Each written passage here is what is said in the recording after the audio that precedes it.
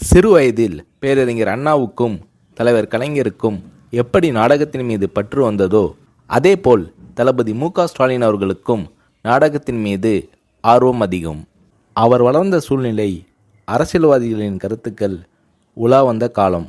அவர் உள்ளத்தில் பதிவான செய்திகளாக இருந்த காரணத்தால் அண்ணாவைப் போல் கலைஞரைப் போல் மு.க.ஸ்டாலின் அவர்களும் 1971ஆம் ஆண்டு நடைபெற்ற பொதுத் தேர்தலில் ஒரு பிரச்சார நாடகத்தை நடத்தினார். முரசே முழங்கு என்று பெயர். நாடகத்தில் தலைவர் கலைஞர் வேடத்தை தளபதி அவர்கள் ஏற்று நடித்தார். நாடகத்திற்கு எம்ஜிஆர் அவர்கள் தலைமை தாங்கினார். நாடகத்தை இறுதி வரை தரையில் அமர்ந்து பார்த்துவிட்டு தளபதி மு.க.ஸ்டாலின் அவர்களை வெகுவாக பாராட்டினார் எம்ஜிஆர்.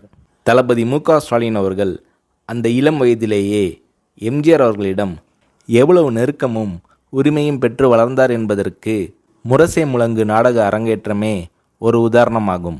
அது மட்டுமல்ல, எம்ஜிஆர் அவர்கள் படம் வெளியாகும்போது முதல் காட்சியிலேயே எம்ஜிஆர் அவர்களின் திரைப்படத்தை தியேட்டரில் மு.க.ஸ்டாலின் அவர்கள் பார்த்து விடுவார்.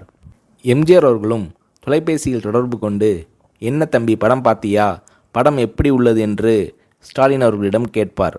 மு.க.ஸ்டாலின் அவர்களும் தான் ரசித்த காட்சிகளை சொல்வார். அத்தகைய பாசமும் பண்பும் கொண்டு பழகினார் தளபதி மு.க.ஸ்டாலின் அவர்கள். எம்ஜிஆர் அவர்களின் நல்ல ரசிகராக இருந்தார்.